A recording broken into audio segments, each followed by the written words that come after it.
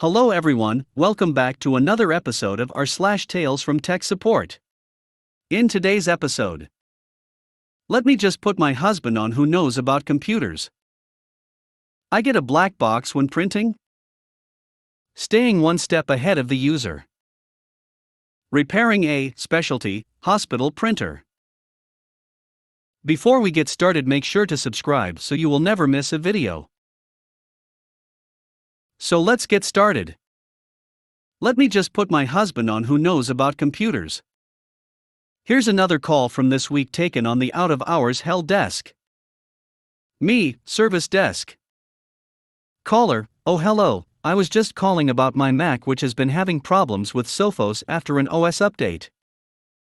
Me, oh I see, what problems have you been having?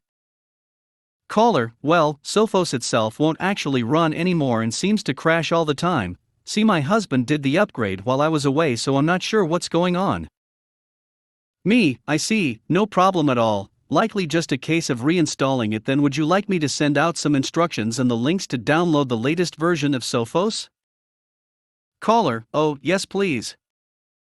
Me, great, if I could just get your username I'll get those details over to you. Caller, it's me, great. I'll get that over in 5 to 10 minutes. Caller appears to argue with someone in the background saying I'm sure they know what they're doing. Caller, oh, sorry about this, my husband would like to speak to you if that's okay, he knows about computers, that's all. Me, sure, is he an employee of? Caller, nobody knows about computers and said that this won't work. Me, okay, I'll speak to him. Caller's husband, are you aware this is a common problem? Me, I'm sorry. What's a common problem? Caller's husband, Sophos not working after a Mac Savarda update. Me, Sophos and no, it likely just requires a reinstall of the latest client. Caller's husband, Sophos, WTF, seems to have lots of issues on Savarda, WTF, doesn't it? As do lots of other programs. What are you doing about this? Me, well, nothing. Sophos is an external company whom we just happen to have as license with to provide AV software.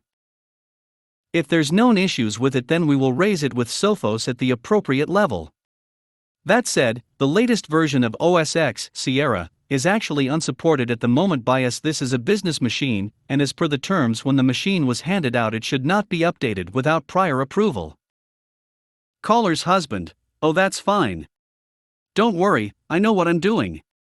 I have a certificate in Microsoft, WTF. Me, right. You do realize this is a Mac? Anyway, I'm going to email your wife the details shortly. Is there anything else? Caller's husband, yes.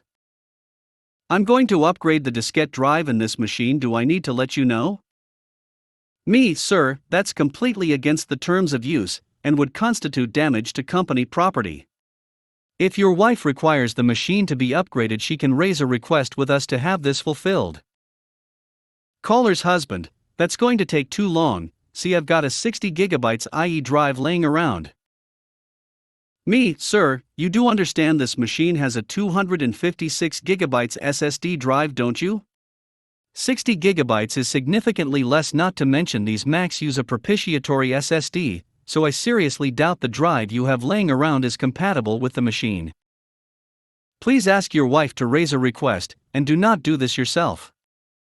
Caller's husband, well okay then. Me, goodbye sir, click. I fire out a warning email to manager as an FYI on appropriate personal use of business machines, i.e. the husband should not be using it in the first place, and a recommendation to review actual need for a personal laptop before the husband turns a $1,000 machine into Frankenstein. I get a black box when printing? Are you asking me or telling me? The body of the ticket read, when I use the toolbar my cursor turns into a square instead. Yes, there were that many question marks. She didn't leave a phone number or a full name. I told her to reboot, and if that didn't work, to please update the ticket with the following information. What program she's trying to use. 2. A direct phone number or her full name so I could look her up. Her first name is super common and we have literally 40 people with the same first name. She reboots, which I can tell as I've been watching the system uptime, and updates the ticket with "I'm still getting the box? PH #XXX. Great, she answered 0/2 or 0/3 depending on how you read request number 2. Bonus is that the extension isn't even valid as we use 4-digit extensions here, and I tried searching AD by phone extensions starting with the 3 numbers she gave me and got 0 results. I update the ticket again with, "Hey, $name, sorry if I was unclear, but we need you to tell us what the name of the software is that you're trying to use, and we need either your full 4-digit extension, your full phone number, or your first and last name." She updates, "I'm trying to use Microsoft. It won't print and I'm getting the black box?" Sigh. What is it with this woman and mashing the key like that? What did the key ever do to her? I update again, "Okay, Microsoft is a software company, but not a piece of software. Are you trying to use the Microsoft Office suite? Microsoft Outlook? Microsoft Word? Or some other piece of Microsoft software?" If you look at the icon you click on to open the software, it should have the full name, or you can click the Help menu and go to About, and it should tell you. We also still need either your 4-digit extension, your full phone number, or, if you don't know either of these, your full name so we can look you up. We have 40 other people named $first name, 4 of whom are at your location. She updates, "It's the same Microsoft everyone uses." Okay. Let's try a different tactic here. What are you trying to print? If she answers something like an email or a spreadsheet or something like that, I might be able to figure out what the hell she's talking about, and I can't call her or get into her computer because I don't know her name. Her response? PDF. Okay, so Adobe, not Microsoft. Now we get into the mess of not all of our users use Adobe's software for this. Some use third-party software, and we inexplicably allow this because what are standards? I ask her again for the name of the software. Microsoft. Oh, for the love of. So, I go back to, "Okay, we'd like to remote in to take a look, but to do that, we need to know your full name so we can find your computer."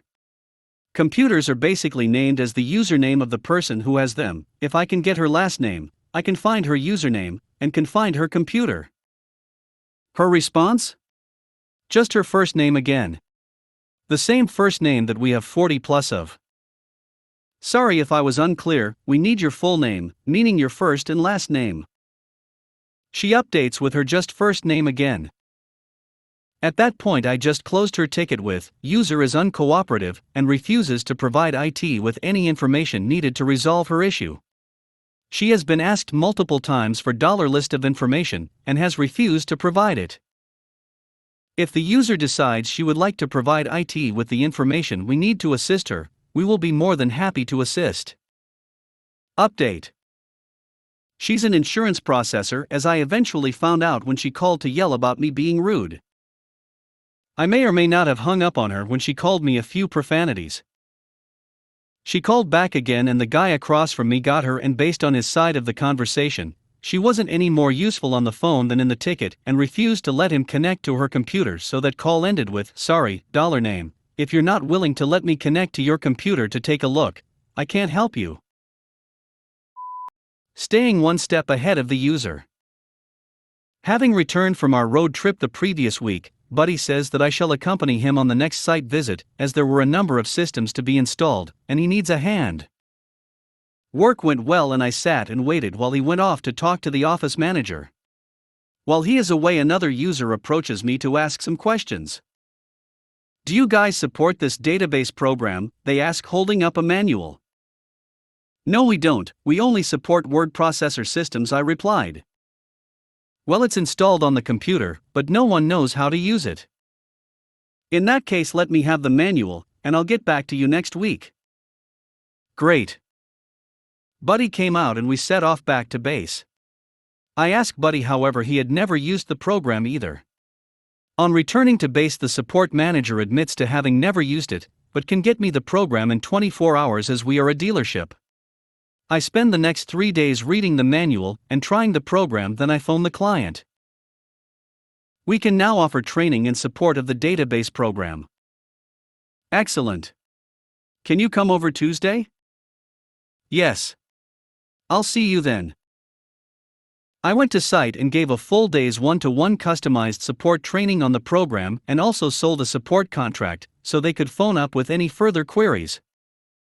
Best was yet to come. The support manager got a call later in the week from the site manager saying that he wanted to extend the contract for all the remaining word processor systems as well. Repairing a specialty hospital printer. This was back in the 1990s, when I was self-employed as a computer technician in a mid-sized NSW country town. I was called to the local hospital to look at a printer. No big deal, except it turned out to be the printer that made the labels that go on the patient's wrists in the admissions office. Not something I had ever seen before. Feeling a bit nervous about working on such a specialized printer, I was glad to be left alone with it. It turned on, but wouldn't do much past that. I turned it off and unplugged it, wondering what to do next. I decided to take it out of its case, so turned it over to remove screws. I was greeted by the clink of falling pieces of metal. Many pins and paperclips were falling from inside the printer onto the desk. After cleaning out all the loose metal, I cleaned and lubricated the drive chain, then reconnected the printer, and it worked beautifully. From talking to the woman who used it, it became obvious that she stood over the printer with a patient's paperwork while printing their labels. That paperwork was held together by a pin or paperclip, probably depending on who had assembled it. Sometimes that pin or paperclip fell on the desk or floor, and sometimes it fell inside the printer. I politely suggested that this wasn't good for the printer. I was never called to it again, so hopefully the lesson was learned.